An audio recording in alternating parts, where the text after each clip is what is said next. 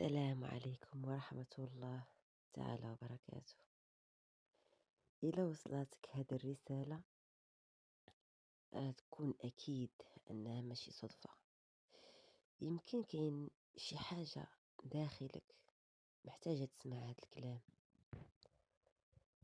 اليوم بغيت نهضر معك على موضوع عميق، البصيرة.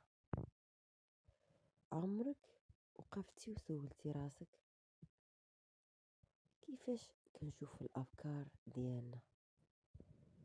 حيت الأفكار ما كنشوفوهاش بعينينا، ولكن كنشوفوها بعين أخرى، ما كتشافش ولكن كتحس. مؤخرا بديت نلاحظ الأفكار ديالي وكأنني كنشوفها كتجي وكتدوز. وهنا فهمت حاجة مهمة، أن عندنا واحد القدرة كنسميوها البصيرة، هي اللي كتخلينا نشوفو شنو واقع داخلنا. ولكن البصيرة ما كتحلش مرة واحدة، كتبغي الهدوء وكتبغي نمشيو بشوية. كتبدا غير بلحظة صغيرة، وقف وملاحظة. كنشوفو الأفكار، كنشوفو الإحساس بلا ما نحاربو. ومع الوقت كنبداو نفهمو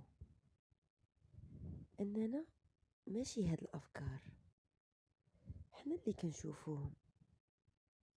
ومن هنا كتبدا البصيرة تفتح بشوية،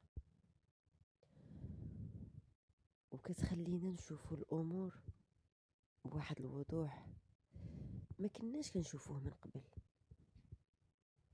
ولكن هاد الشي كيجي بالتدريج، حيت إلا جا الفهم مرة واحدة يقدر يكون ثقيل على الإنسان.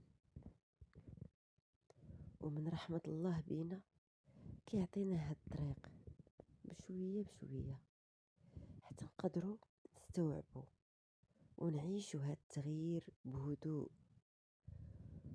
وهاد الوعي هو نفس الباب اللي كنحتاجوه باش نتحروا من أي عادة ولا أي حاجة شادانا. غير وقف وشوف شنو واقع داخلك. وغنوقفو هنا شوية باش نخليو هاد الإحساس يترسخ بشوية. وخذ وقتك غير مع راسك، ونتلاقاو في فيديو جاي مع حلقة جديدة. علاش كاين اللي كيحس وكاين اللي لا.